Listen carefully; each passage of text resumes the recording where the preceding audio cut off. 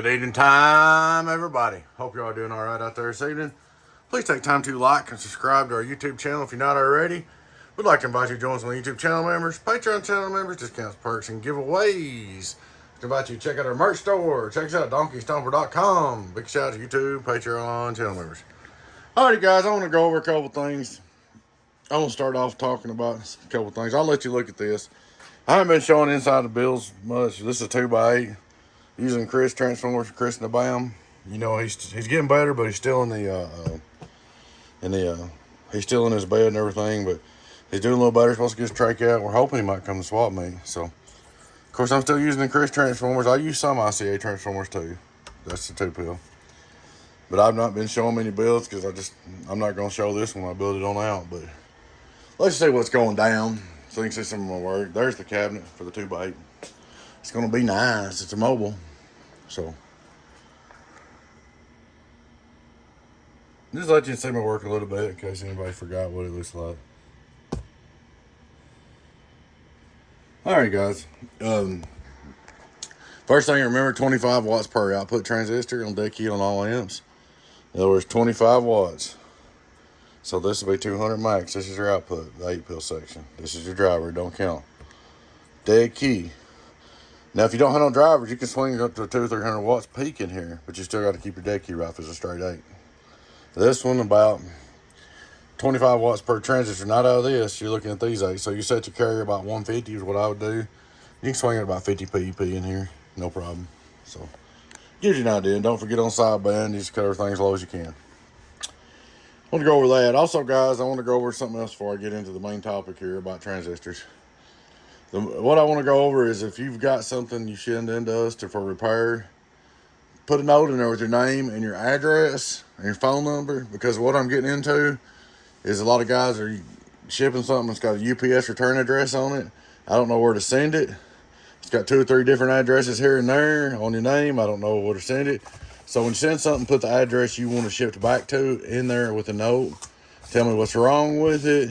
And one more thing I want to go over with you guys is when I do repairs, PayPal friends and family. That's why we do it. If you can't do that for some reason, you can send a money order in the mail, or you can come get it in cash. But the wife wanted me to mention the shipping stuff because she's having a big trouble with, like, we get paid for repair and we get her to ship it, and the address on the box is UPS, and we don't have their address. So make sure you put a note in there, name, address, phone number, and what's going down. That's what I want to go with that. All right. Now, real quick, what I want to explain about to you guys is let's talk about transistors, okay?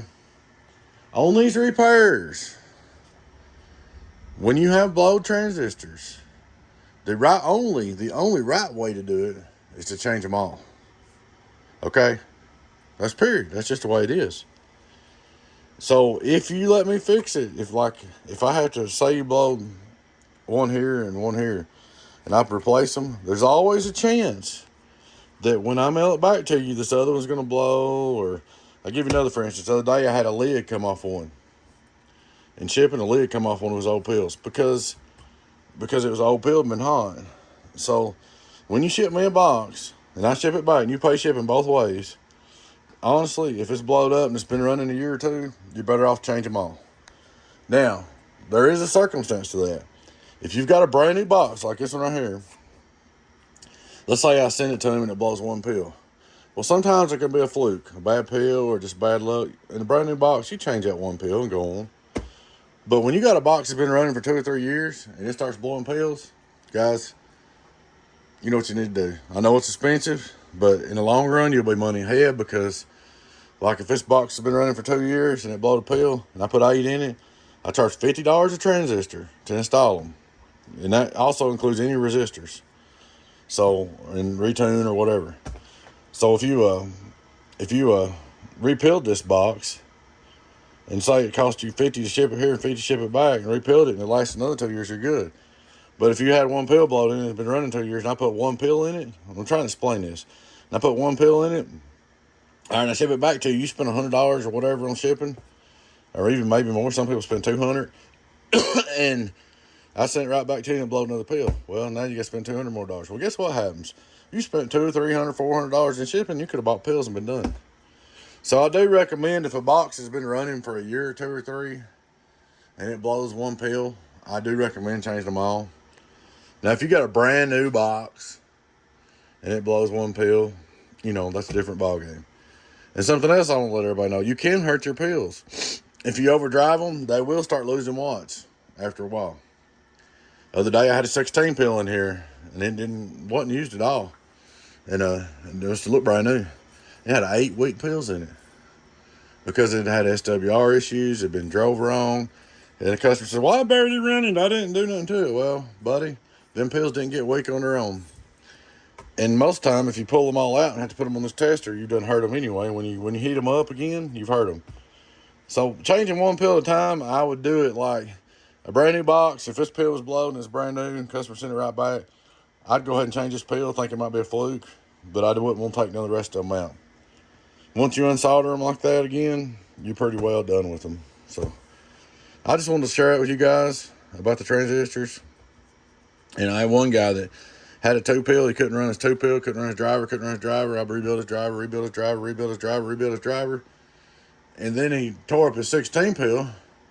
He's like, well, why can't I run a 16 pill? Well, if your driver won't run, why would you think you could run 16 behind it if you can't even run the driver? So that's just a thought. But guys, you're going to have to really take care of your transistors, and you don't want to overdrive them because they will get weak on you. But if you've got a used box that been running a year or so or two, and you blow a pill, more likely from here on out, I'm just going to change them all. So get ready for it. So if you send me a box that's been running like an 8 pill box, it's been running for a year or two, and you got 1 pill blowed in it, or 2 pills, I'm going to change them all. I'm not going to do that. I can't, let me try to explain it to you. I cannot patch up a box and fix it and send it back to you and control whether it's going to work. It might work a day, it might work a night, it might work a week, it might not work. So I'm kind of at the point where if it's an older box and it's got blow pills, it gets new ones, because I can't stand behind none of the work when you just patch it up. And what happens, like if this box has been running for a year or two and you change this pill because it was blowed and you put a brand new one right here, well, this one right here, this weaker, is going to jerk this new one down about the first 3 keys. And putting the strain on this one, when you jerk this new one down, it strains this one to jerk it down. And when it jerks it down, this one might blow. So pretty much, guys, you got a box that's been running a year or two, or 6 months, 8 months, or been running long hours. It don't have to be a year. You can run it 3 months. If you got a box you've been running 3 months and driving a holy moly out of, running on volts and screaming and channel 6ing it and Super Bowling it and all that, and you blow 1 pill, you need to go ahead and change them all. I just want to let you guys know that. I charge $50 on the regular XGs to change them, and I charge $55 on the C's if I don't go up to 60 on the C's. I've been thinking about it. So I just want you guys to be heads up. If you're going to send a box in for repair, it's old and it's got a blow pill, more likely you're going to have to buy them all. I want you to know that up front. That's pretty much what this video is about. And I'm doing that for you guys because, yeah, I mean, it don't bother me. I can change 1 pill and this box is a year old. Charge you $50 and maybe a little more for the tune and everything or whatever I have to do. And let's just say, then you pay shipping $200 to get it here and back. And then you get it home and it blows up again, and now you need to ship it back. It's $200 more. No, we're going to quit doing that. Because that looks bad on me. That gives you a bad taste in your mouth as a customer. You think, well, he's not fixing my stuff right. Well, I tried to save you money. But but the saving money, sometimes when you try to save money, it ends up costing you money. So there was one here the other day, and he sent it back, and he wants 1 pill put in it. And he's done paid shipping on it once. So it's $80 to ship it here, $80 to ship it back. So that's $160 of shipping. Well, I put 1 pill in it, and it's been running. He didn't want to pay for all the pills. I put 1 C in it, and then on the way back, one of his caps fell off another C. And now he's got to ship it back. So that's $160 more shipping. So he's going to keep playing around with used pills where he could have just pilled it new the first time it sent back in here, and it would have been fixed and good for another 2 or 3 years. So if you got a used box, it's got a lot of hours on it, guys, or a lot of hammering, just plan on putting new transistors in it. Because the shipping and stuff, it's not worth changing one and paying shipping back and forth as high as shipping is and taking a chance on it maybe or maybe not working. I mean, it just ain't worth it. If you live next door here, it'd be different. If you live down the road 5 miles, you could pick it up and drop it off, and you didn't have no money, we could chance it. But as much shipping is both ways, I recommend on all these boxes when they got a blow pill, especially if they got 2 blow pills. 1 blow pill might be borderline on chancing, but if you got 2 blow pills, like if you got 1 blow here, 1 blow here, that's a new set, no matter what. So I just want to go over you guys. $50 to change the regular HGs each pill. And I usually include the resistors and tuning and all that.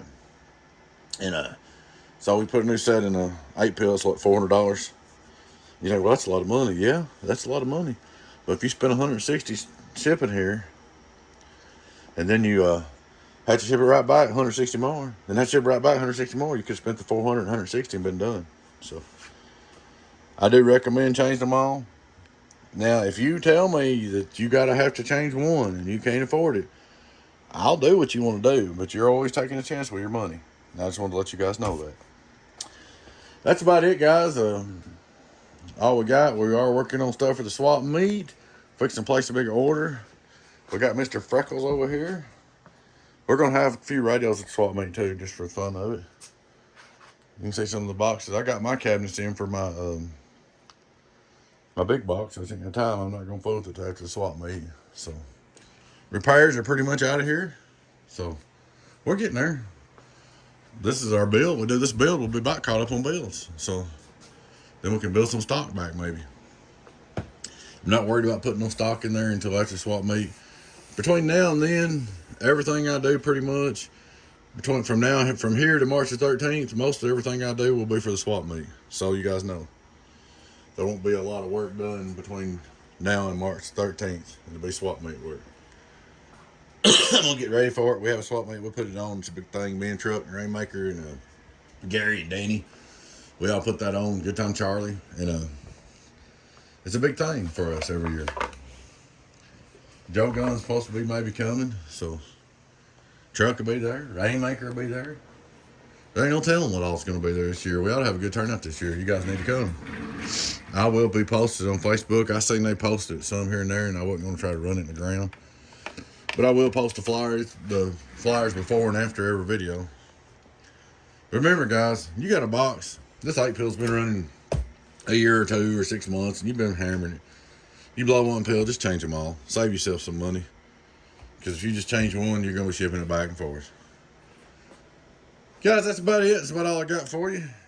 Like I said, I haven't been sharing many bills, but I just let you see this so you can see what's going down. You can kind of get an idea of what we're doing. Some of my work. But guys, I hope that helps you. Alright guys, I appreciate y'all watching. Please take time to like and subscribe to our YouTube channel if you're not already. We'd like to invite you to join us on YouTube channel members, Patreon channel members, discounts, perks, and giveaways. Check out our merch store. Check us out DonkeyStomper.com. DonkeyStomper.com. Y'all take care. Your friend 10-08 Beavis. Bye-bye.